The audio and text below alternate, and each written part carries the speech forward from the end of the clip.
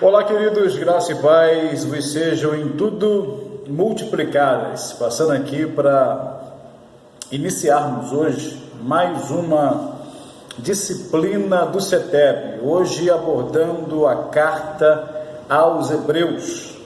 Hoje vamos começar aí a trabalhar esta epístola tão maravilhosa que nos ajuda a compreender e a entender todo o Velho Testamento, em especial aquelas questões da lei levítica. Então é uma carta no Novo Testamento que na verdade ela explica para a igreja toda aquela movimentação do Antigo Testamento, tá bom? Você já deve ter visto que essa apostila já está disponível no nosso grupo do CETEB. Ela está disponível lá em duas plataformas, na plataforma Word e também no formato, na verdade, melhor dizendo, no formato PDF. Você escolhe aquele que for o melhor formato para você. E nós vamos estar trabalhando em uma apostila que tem 34 páginas. 34 páginas, para matarmos ela em apenas 4 aulas. Esse é o nosso desafio, matarmos aí, deixa eu posicionar melhor a câmera aqui, matarmos aí 34 páginas em 4 aulas. Vai dar uma média aí de 13 páginas mais ou menos por aula. E aí vamos fazer sempre naquele esquema, que os irmãos já conhecem, que os irmãos já sabem. Nós vamos ir até onde der, dentro dessas 13 páginas, nas 4 aulas, 13 páginas, a gente vai até onde dá, e aquilo que ficar faltando fica como TDC, fica como trabalho de casa, tá bom? Nós estamos aí na iminência de retomarmos as nossas aulas presenciais, visto que o nosso prefeito aqui em Duque de Caxias, ele está começando a liberar o funcionamento do comércio, de um modo em geral, e acredito que a escola também deve seguir esse mesmo caminho, mas nós não vamos obrigar ninguém a vir assistir a aula presencial, apenas estamos dizendo que vamos voltar para as aulas presenciais, e aqueles que não se sentirem à vontade de vir assistir a aula presencial, pode assistir aqui através do canal do CETEB no YouTube. Vamos estar aqui gravando essas aulas quando formos ministrar, e aqueles que não estiverem aqui para assistir, vão assistir pelo YouTube. Aí fica a seu critério até a situação normalizar e nós podemos voltar todos a estar juntos assistindo às aulas presenciais, tá bom? Vamos lá, página 1, carta aos Hebreus. Lendo o primeiro versículo da epístola aos Hebreus, aprendemos que através dos tempos Deus tem falado de várias maneiras ao homem. Algumas vezes ele revelou a sua vontade através de anjos, outras vezes diretamente aos seus profetas. Outras vezes ele inspirou homens para escrever a um grupo distinto de pessoas, usando para isto a sua própria cultura, o que influi, entre outras coisas, o gênero literário e o vocabulário usados. Nós já falamos isso lá atrás na matéria de hermenêutica, Nós falamos a questão do lado humano da Bíblia. A Bíblia é um livro que ela tem o seu lado divino e tem o seu lado humano. Tem o seu lado divino porque ela é inspirada por Deus. Tem o seu lado humano porque ela veio por canais humanos. Nesse aspecto, a Bíblia é um livro como qualquer outro. Ela tem a sua figura de linguagem própria do ser humano. Ela tem o seu gênero literário, já estudamos sobre isso também. Ela fala também acerca dos costumes e no vocabulário, ou seja, no conhecimento de cada autor humano. Deus não tirou o conhecimento humano para escrever a Bíblia, ele apenas inspirou a Bíblia e usou cada um dentro do seu conhecimento para escrever a Bíblia. A gente sabe que, por exemplo, as epístolas de Paulo, elas têm um nível, as epístolas de Pedro têm outro, e assim sucessivamente, Vamos lá. A Epístola aos Hebreus, por exemplo, foi uma carta escrita originalmente a um grupo distinto de crentes, que existiu em determinado tempo e em determinada região do mundo. Através de suas palavras, o Espírito Santo utilizou as circunstâncias do momento para revelar a sua vontade ao povo de Deus daquela época distinta da história e também às gerações futuras. Para melhor entender o que o Espírito Santo objetiva ensinar através desta epístola, necessário se faz conhecermos um pouco da história e da época em que a mesma foi escrita. Para que possamos nos familiarizar com os aspectos históricos do mesmo, torna-se indispensável perguntar: quem escreveu este livro? Para quem ele foi escrito? Por que foi escrito e quando foi escrito?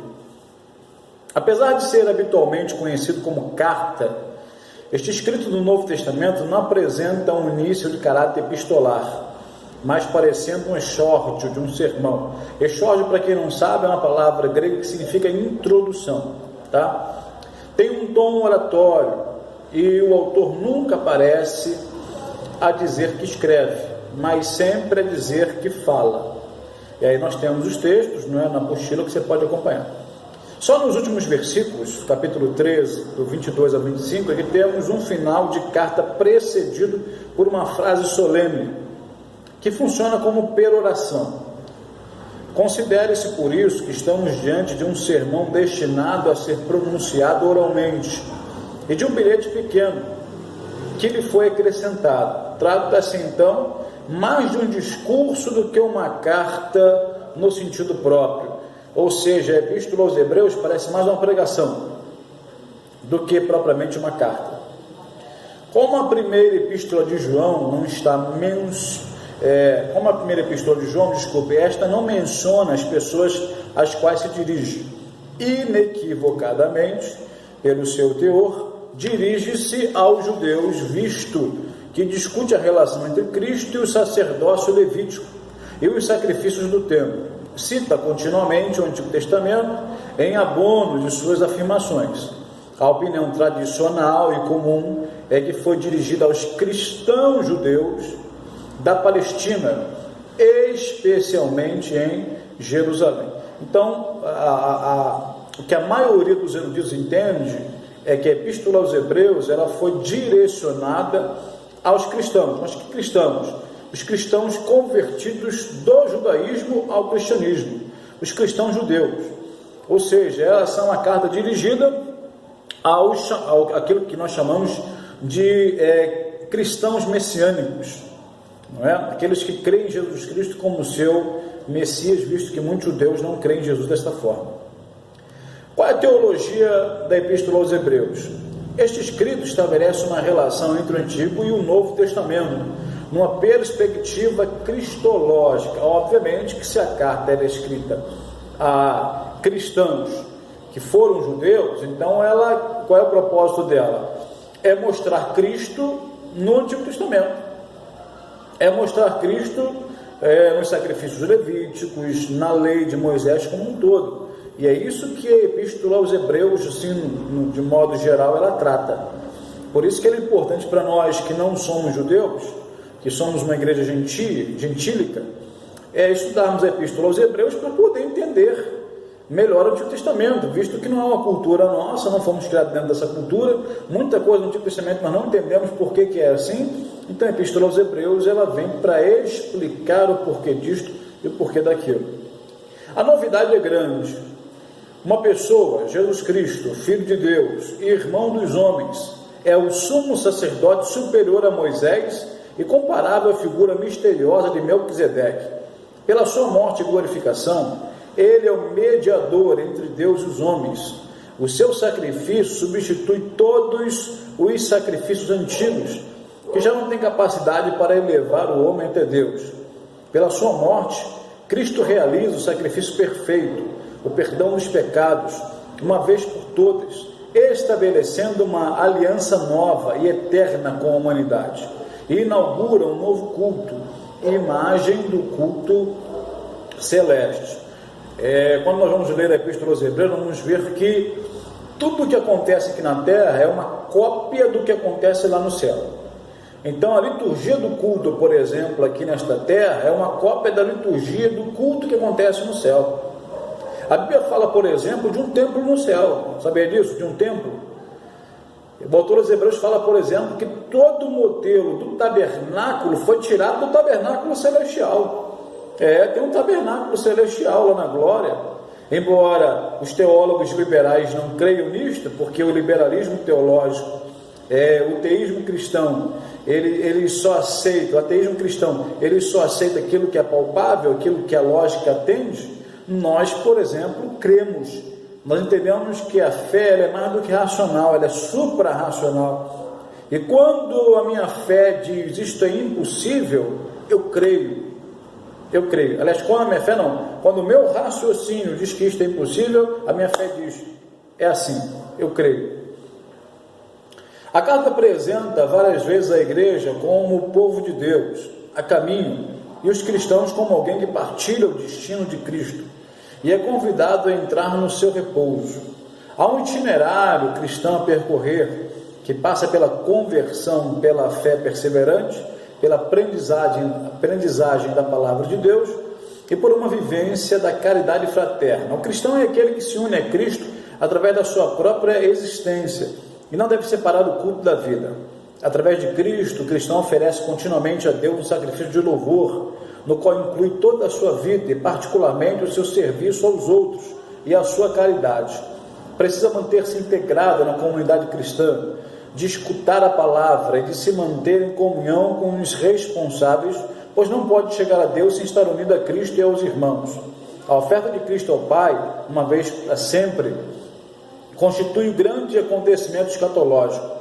Por meio deste gesto histórico, cumpriu-se o plano salvífico de Deus, embora continue a caminhada histórica da humanidade até a sua entrada na glória.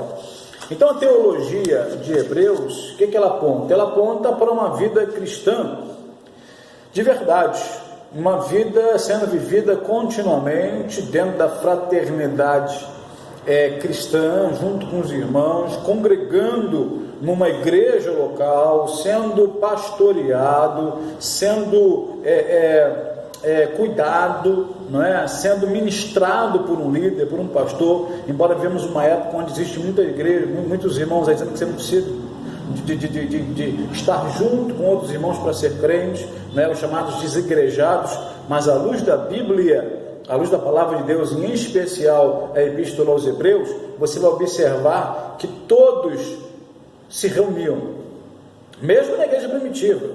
A igreja primitiva se reunia.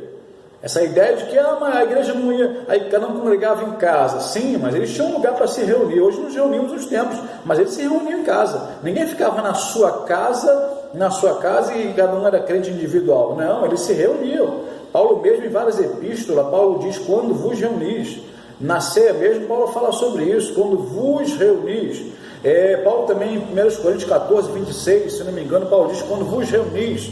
Um tem salmo, outro tem doutrina, outro tem palavra, outro tem revelação, faz tudo para edificação. Paulo dá a entender que a igreja se reunia. Então essa ideia de desigrejado, que você não precisa de um lugar para congregar, que não precisa de um lugar para estar junto com os irmãos, isso é uma falácia. Isso não se encontra em nenhum lugar nas Escrituras. E a carta aos Hebreus, ela visa também destacar isto, que para sermos igreja temos que estar juntos, temos que estar unidos. Vamos lá, página 3, os cristãos judeus. Nem todas as pessoas que vêm a Cristo vêm do paganismo. Deus salva pessoas religiosas também. Prova disto é o fato de que os hebreus, aos quais essa epístola foi dirigida, eram um povo de moral elevada e cria em Deus, mesmo antes de se tornarem cristãos. Eles conheciam bem a lei de Moisés e procuravam viver de maneira a agradá-lo. Escute, não era fácil abandonar o judaísmo, não. Lá na época de Cristo, você abandonar o judaísmo era uma demonstração de ir contra a própria pátria, porque para a cultura judaica, a religião, ela é o judaísmo, e o judaísmo no prisma mosaico, não no prisma de Jesus. Eu digo isto porque Jesus não veio para fundar o cristianismo, ele veio para dar a interpretação correta da lei. Jesus nunca se manifestou com a ideia de vou criar uma nova religião, vou criar o cristianismo, não. Ele veio para interpretar a lei da maneira correta, e não como os fariseus e os escribas interpretavam. Porém, como ele não foi aceito, aqueles que aceitaram essa nova interpretação, digamos assim, né?